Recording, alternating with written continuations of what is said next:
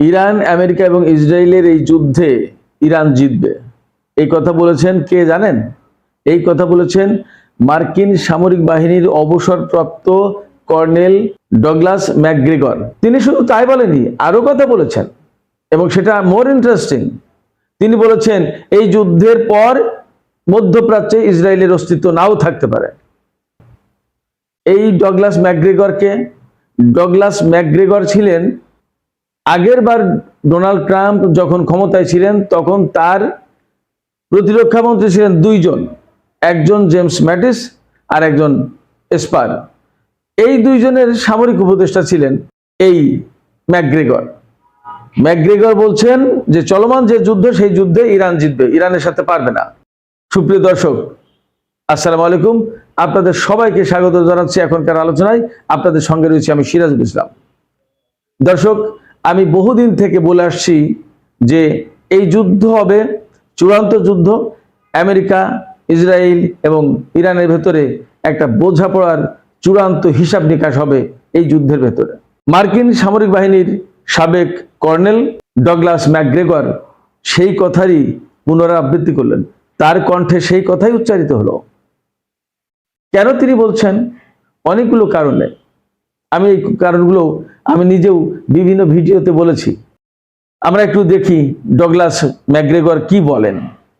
তিনি একটা সাক্ষাৎকারে, গণমাধ্যমের সাথে সাক্ষাৎকারে তিনি বলেছেন যে আমেরিকা এবং ইসরায়েলের সাথে ইরানের যে যুদ্ধ চলছে, এই যুদ্ধের চূড়ান্ত পর্যায়ে ইরান জিতে যেতে পারে, ইরান জিতবে। উনি বলছেন যে ইরান উইল উইন, ইরান জিতবে। কেন? অনেকগুলো কারণ বলেছেন। তার ভিতরে একটা কারণ হচ্ছে যে এই যে মধ্যপ্রাচ্যে ইরানের অবস্থান, এটা খুবই কৌশলগত একটা অবস্থান। এক, দুই হচ্ছে এটা প্রচন্ড রকমের পাহাড় ঘেরা একটা দেশ। দুই, তিন হচ্ছে ইরানের যে বিরাট আয়তন, বিরাট এরিয়া জুড়ে যে ইরান, এর অর্ধেকটা প্রায় দুই মরুভূমি কভার করেছে, দাস্তে লুত এবং দাস্তে কাবির। লুত মরুভূমি এবং কাবির মরুভূমি, এই যে দুই মরুভূমি, সেখানে কোনো লোক নেই, জন নেই, কোনো কিছুর বসবাস নেই, শুধু খাঁকা করে যাওয়া মরুভূমি, একদম বিরান মরুভূমি, লোক নেই, জন নেই। তেহরান থেকে যদি মাশহাদে কেউ যেতে চায় তাহলে এই দাস্তে কাবির এবং দাস্তে লুতের ওই দিক দিয়ে যেতে হয়। আমি একবার গিয়েছিলাম, শত শত কিলোমিটার আপনি যাবেন, কোথাও কোনো মানুষ নেই। এই দাস্তে লুত এবং দাস্তে কাবিরে ইরানের যত সামরিক পরীক্ষা নিরীক্ষা সব এখানে হয়। এক, দুই হচ্ছে এই দাস্তে লুত এবং দাস্তে কাবিরে প্রচুর পরিমাণে বিচ্ছিন্ন এলাকা, তো একদম জনবসতি নেই বললেই চলে। এখানে প্রচুর পরিমাণে সামরিক বাহিনীর স্থাপনা, শত শত হাজার হাজার ক্ষেপণাস্ত্র, ড্রোন মোতায়েন করা আছে। ওই যে ক্ষেপণাস্ত্র সিটি টিটি দেখেন, আমার মনে হয় যে এই সমস্ত জায়গায় আছে। মাঝে মাঝে যে গল্প আসে, আজকেও দেখলাম সময় টেলিভিশন বলছে বাংলাদেশের যে ইরানে আবার ভূমিকম্প, এটা কি পরমাণু পরীক্ষার কোনো আলামত কিনা। যে সমস্ত এই ভূমিকম্পগুলো হয় এই এই জায়গায় বেশি বেশি, এক সপ্তাহে 99 বার পর্যন্ত ভূমিকম্প হয়েছে এই সমস্ত এরিয়াতে। তো যাই হোক, তো এই যে বিরাট মরুভূমি, এই মরুভূমির কোথায় কি আছে, পাহাড়, পর্বত, উপত্যকা, টিলা, এই সমস্ত সবকিছু জানে ইরানিরা, আমেরিকানরা কিছু জানে না। এর পাহাড় পর্বত কোথায়, কোন জায়গায়, সমস্ত সবকিছু ইরানের নখদর পরে, মার্কিন সেনারা কিছু জানে না। ফলে ইরানের বিরুদ্ধে যদি যুদ্ধ জিততে হয় তাহলে তাদেরকে স্থল অভিযান করতে হবে। স্থল অভিযান করতে গেলে, স্থল অভিযান চালাতে গেলে আমেরিকা প্রচন্ড রকমের ফাঁদে পড়বে, তাদের আর বাঁচার উপায় থাকবে না। ইরান ভীষণভাবে গেরিলা যুদ্ধে এক্সপার্ট, কারণ সিরিয়াতে যুদ্ধ করতে হয়েছে, ইরাকে করতে হয়েছে। ইরান ইরাক যুদ্ধ যেটা 8 বছর চলেছিল তখন তো করতে হয়েছেই। ফলে ইরান গেরিলা যুদ্ধে খুবই এক্সপার্ট। এরপরে এই যে কাস্পিয়ান সাগর এবং পারস্য উপসাগর, কাস্পিয়ান সাগর ইরানের উত্তর পশ্চিম কোনায়, তেহরান থেকে উত্তরে, আর কাস্পিয়ান সাগর হচ্ছে একেবারে পুরো পুরো ইরানের দক্ষিণটা জুড়ে। ইরান যেখান থেকে শুরু যেখানে শেষ, পুরো ইরান একদম পুরো সাগর এখানে, অর্থাৎ ইরানের দক্ষিণ যে পাড়, দক্ষিণ পাশ পুরোটা পারস্য উপসাগরের সাথে মিশে। এই যে গুরুত্বপূর্ণ অবস্থান, এই সাগর দিয়ে সে চট করে যেখানে সেখানে যেতে পারছে। যদি ইচ্ছা করে সে হরমুজ প্রণালী বন্ধ করে দিতে পারে, হরমুজ প্রণালী তার নিজের আওতায়। এবং হরমুজ প্রণালী হচ্ছে হরমুজগান প্রদেশের কাছে। হরমুজগান নামে একটা প্রদেশের নাম আছে, হরমুজগান প্রদেশ ইরানের একেবারে পাকিস্তান সীমান্ত থেকে একটু পশ্চিমে। পাকিস্তান সীমান্ত সম্ভবত এই হরমুজগান প্রদেশের সাথে। বন্দর আব্বাস এই হরমুজগান প্রদেশে, এবং হরমুজ প্রণালী যেটা এই হরমুজগান প্রদেশে, অর্থাৎ হরমুজগানের উপকূল থেকে নামলেই আপনার হরমুজ প্রণালী। এই হরমুজ প্রণালী ইরানের কন্ট্রোলে। তো এই যে কৌশলগত একটা অবস্থান, ভূ কৌশলগত যে অবস্থান, এটা খুব ইম্পর্ট্যান্ট। পাশাপাশি সে যদি চায়, পাকিস্তানের সাথে আফগানিস্তানের সাথে সীমান্ত রয়েছে, সে যদি চায় চীন থেকে পাকিস্তান এবং আফগানিস্তানের ভেতর দিয়ে সামরিক রসদ নিতে পারবে, কোনো সমস্যা নেই, এবং দিচ্ছেও, চীন দিচ্ছেও। আবার রাশিয়া থেকে যদি কোনো সাপ্লাই প্রয়োজন হয় অস্ত্র সামরিক সরঞ্জামের, কাস্পিয়ান সাগর দিয়ে চলে আসবে, কোনো আকাশপথ ব্যবহার করলে কেউ জানবেও না। কাস্পিয়ান সাগরের উত্তর পাশে রাশিয়া, দক্ষিণ পাশে তেহরান। ফলে তেহরানের নিজস্ব উৎপাদন, সামরিক উৎপাদন যদি বন্ধ হয়ে যায়, তাহলে সে চীন এবং রাশিয়ার কাছ থেকে সামরিক সরঞ্জামের সাপ্লাই নিতে পারবে। এটা কিন্তু আমেরিকা পারবে না। আমেরিকাকে সেই 713 নদী পার হয়ে আসতে হবে, 10,000-12,000 কিলোমিটার দূরে। যদি বিমানেও আনতে হয় তাও সময় লাগবে, এবং সেটা নিরাপদ না। যদি ইরানের রাডারে ধরা পড়ে, ইরান ক্ষেপণাস্ত্র মেরে ভূপাতিত করলে সে বিমান কিন্তু ধ্বংস হয়ে যেতে পারবে। আর জাহাজে আনতে গেলে অনেক দিন সময় লাগবে, 20-25 দিন সময় লাগবে। ফলে আমেরিকা কিন্তু খুব সহজে সাপ্লাই চেনটা ঠিক রাখতে পারবে না, অস্ত্রের সাপ্লাই কিন্তু সে সহজে আনতে পারবে না। এবং অলরেডি তারা যেহেতু যুদ্ধক্রান্ত, অনেকটা যুদ্ধক্রান্ত বলতে তাদের অস্ত্র প্রচুর পরিমাণ ব্যয় হয়েছে ইউক্রেন এবং ইসরায়েলকে দিতে। আর ইসরায়েলের সেনারা বেসিক্যালি যুদ্ধক্রান্ত, বহুদিন ধরে যুদ্ধ করছে। এই সমস্ত মানুষগুলো এতটা যুদ্ধ করতে চায় না, তারা একটু আরাম চায় জীবনে। ইসরায়েলে যারা গেছে তারা আরাম চায়। এই যে জেরাল্ড আর ফোর্ড, এই জেরাল্ড আর ফোর্ডে যারা কাজ করে, যারা সেনা বাহিনীর লোকজন যারা আছে, নৌবাহিনীর লোকজন, তাদের 6 মাস পর পর 2 মাসের জন্য দেশে যেতে দেওয়ার কথা। এই জেরাল্ড আর ফোর্ডে যারা এখন বর্তমানে মোতায়েন আছে, তারা 8 মাস ধরে কাজ করছে। 6 মাসের জায়গায় 8 মাস হয়ে গেছে, 2 মাস অলরেডি ওভার। তারা ফেড আপ, দেশে যেতে পারছে না। বউ ছেলে মেয়ে, মা বাপ, ভাই বোন, বন্ধু বান্ধব, গার্লফ্রেন্ড, বয়ফ্রেন্ড যেতে পারছে না তাদের কাছে। তারা ফেড আপ। তারা তো জীবন প্রাণ দিয়ে লড়াই করার জন্য প্রস্তুত। তারা চাকরি করবে, চাকরির বাইরে যে নিয়ম, সেই নিয়ম তারা অনুসরণ করবে, সেই সুযোগ সুবিধা পাবে। সেটা হচ্ছে না। এরকম কতগুলো ব্যাপার আছে। এছাড়া আরো কিছু ব্যাপার আছে, যেমন তেলের যে ব্যাপার স্যাপার। হরমুজ প্রণালী অলরেডি বন্ধ হয়ে গেছে, এবং চীনের বেশ কিছু রিফাইনারি বন্ধ হয়ে গেছে। ইরান থেকে তেল যাচ্ছে না, বা মধ্যপ্রাচ্য থেকে তেল যাচ্ছে না বলে।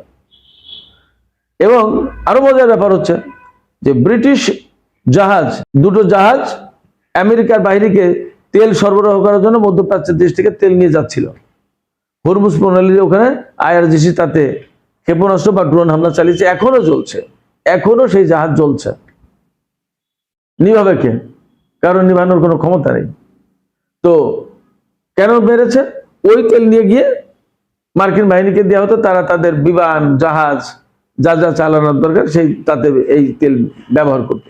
তেল নিয়ে মার্কিন বাহিনীকে সরবরাহ করতে গেছিল, ইরান তাদের উপরে হামলা চালিয়েছে। আমি এটা বললাম এই কারণে যে ইরান যদি চাই হরমুজ প্রণালী বন্ধ করে দিতে, তা তো দিতেই পারে, এবং দিয়েছে, আমরা তো দেখতেই পাচ্ছি। হরমুজ প্রণালী বন্ধ হলে বিশ্বের 20 ভাগ, অন্তত 20 ভাগ তেল, 20 ভাগ গ্যাসের পরিবহন বন্ধ হয়ে যাবে।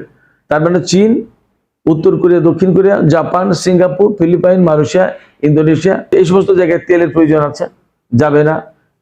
ইউরোপের বা আমেরিকার বা আরো যে সমস্ত দেশে তেল পরিবহন করার দরকার, হরমুজ প্রণালী বন্ধ থাকার কারণে তো সেই তেল যাবে না। তাহলে কি হবে? বিশ্ব অর্থনীতি কলাপস করবে। অলরেডি তেলের দাম $80 উপরে চলে গেছে, ব্যারেল প্রতি $10 বেড়ে গেছে। আগে $70 ছিল, এখন $80 উপরে।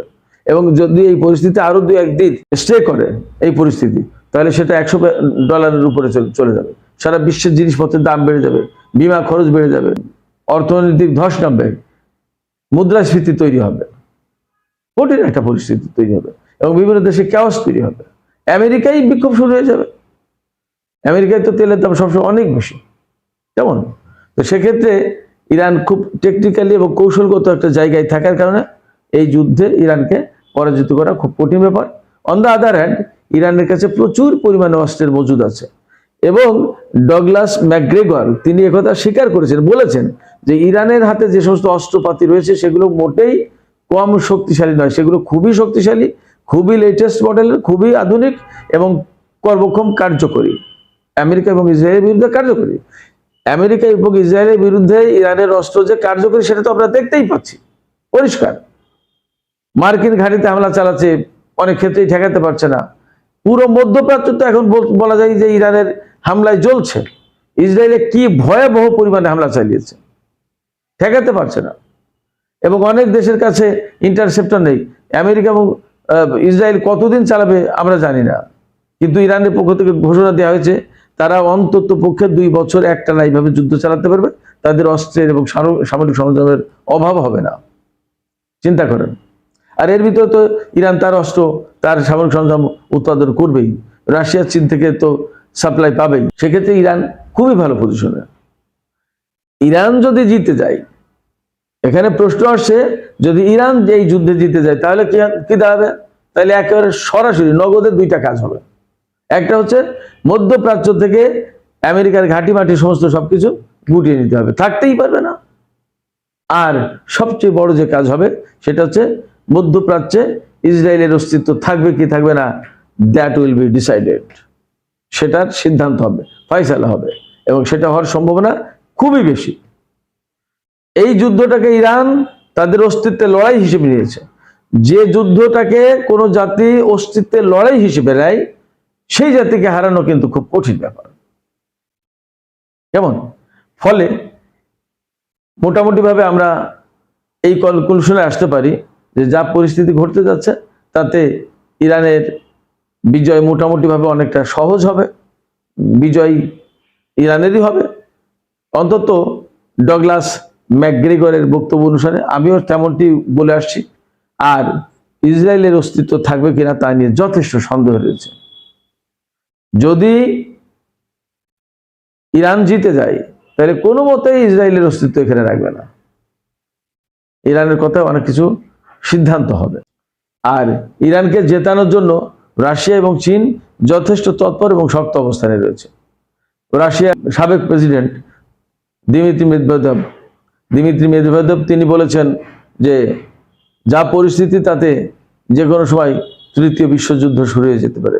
তা তৃতীয় বিশ্বযুদ্ধ শুরু হয়ে গেলে আপনারা শিওর থাকেন, আমি মোটামুটি নিশ্চিত রাশিয়া এবং চীন যুক্ত হবে ইরানের পক্ষে। তখন পরিস্থিতি কিন্তু অন্যরকম হয়ে যাবে। তো যদি তৃতীয় বিশ্বযুদ্ধ না শুরু করতে চাই তাহলে সম্ভবত আমেরিকা এবং ইসরায়েলকে পরাজয় মেনে নিতে হবে। সুপ্রিয় দর্শক, আজকের আলোচনা আর বাড়াবো না, আমি অন্য একটা প্রসঙ্গে একটু কথা বলে এখনকার আলোচনা শেষ করতে চাই। যুদ্ধ চলছে, তেহরান শহর খুব বেশি ফাঁকা হয়ে গেছে। আমার ছেলে যে ছোট, সে চলে গেছে তেহরানের পাশেই একটা ছোট্ট শহর শাহরের ওই এলাকায়। আর বাংলাদেশি কমিউনিটি যারা রয়েছে তারা মোটামুটি আছে, তারা সবাই ভালো আছে বলে আমি জানতে পারছি। আপনারা সবাই আমার ছেলের জন্য এবং বাংলাদেশি যারা রয়েছে তাদের জন্য দোয়া করবেন, এবং তারা যাতে সহি সালামতে যদি কোনোভাবে চলে আসতে পারে, গভর্নমেন্ট যদি সেই ব্যবস্থা করে তাহলে সেটা হবে আমাদের জন্য সবচেয়ে বড় পাওয়া। তবে ধারণা করা হচ্ছে, আশঙ্কা করা হচ্ছে, ডোনাল্ড ট্রাম্প কিন্তু বলেছেন যে তিনি আলোচনার জন্য প্রস্তুত, তবে ইরানের বিরুদ্ধে তাদের সবচেয়ে বড় হামলাটা হয়নি।